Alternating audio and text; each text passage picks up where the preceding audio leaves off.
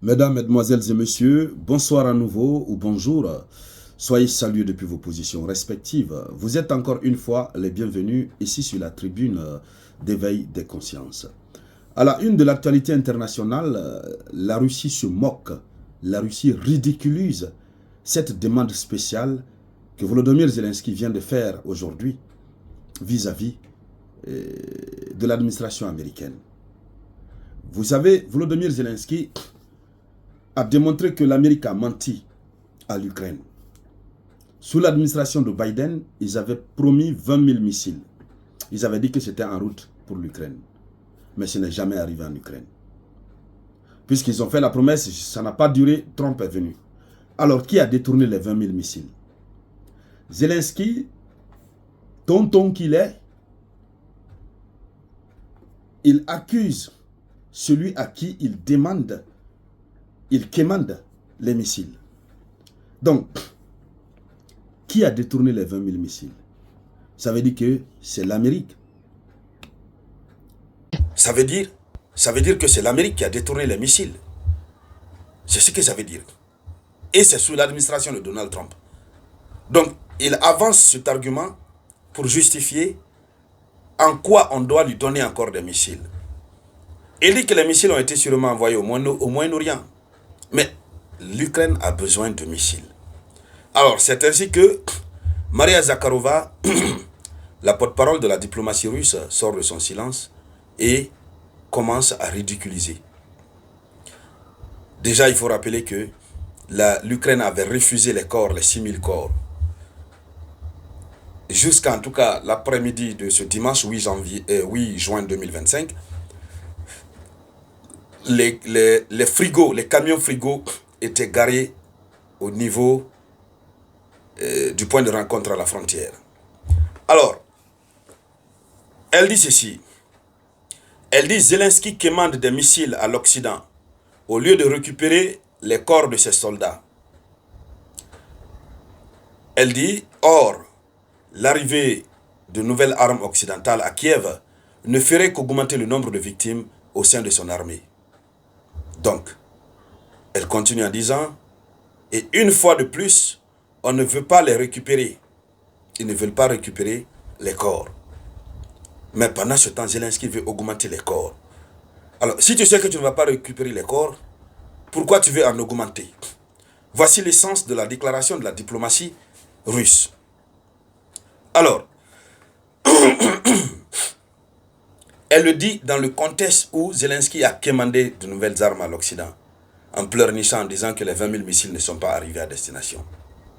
Et donc, au lieu de commander pour augmenter le nombre de morts, prends d'abord ceux qui sont là. Lorsque tu vas aller les mettre sous terre, tu comprendras que ça fait très mal. Et tu auras l'intention de réellement négocier pour l'avènement de la paix. C'est ce que signifient les propos de Maria Zakharova. Et pendant ce temps, l'Ukraine est confrontée à une grosse difficulté. La Slovaquie de Robert Fico refait surface.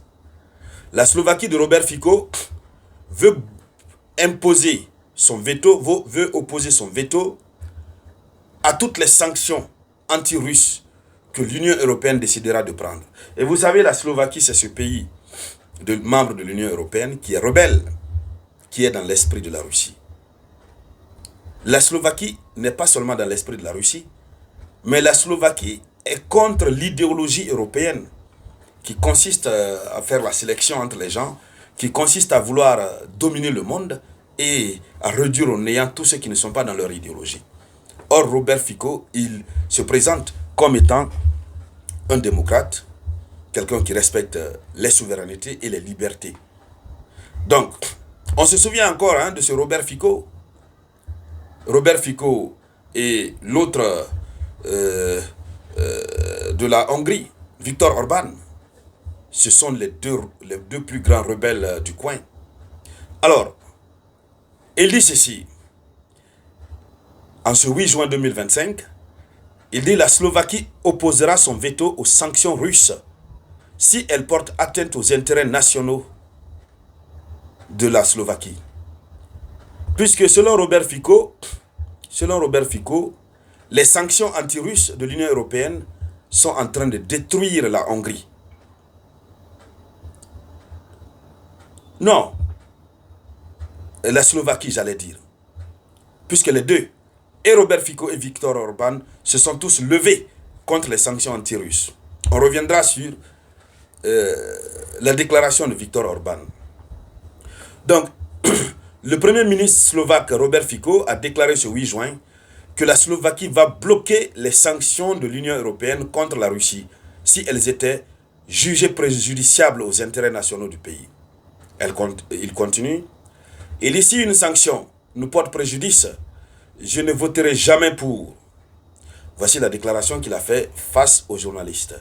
Alors, les commentaires de Fico interviennent alors que le Parlement slovaque a adopté le 5 juin une résolution exhortant le gouvernement à s'opposer à toute nouvelle sanction internationale ou restriction commerciale contre la Russie, invoquant des conséquences économiques négatives présumées.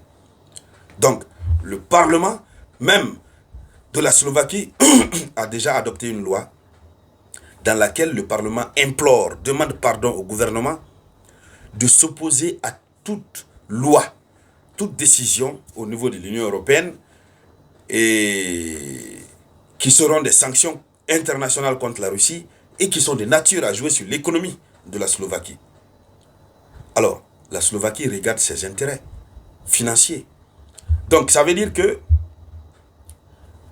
le redémarrage du conflit, l'offensive russe à Dniepro, qui commence avec un manque de munitions et un manque de missiles, qui fait pleurer d'ailleurs Zelensky, l'Ukraine va être confrontée à une autre situation. Les sanctions contre la Russie ne vont pas passer au niveau de l'Union européenne. Ça ne passera pas. Alors, il n'est pas la seule personne. Nous avons Robert Fico, du moins Viktor Orban, qui sort de son silence pour soutenir la Hongrie. Il dit que les sanctions anti-russes de l'Union européenne détruisent la Hongrie. Et pour soutenir la Slovaquie, j'allais dire. Il dit que ces sanctions détruisent la Hongrie et toute l'Europe. Il dit qu'à cause des sanctions, le pays a perdu 20 milliards.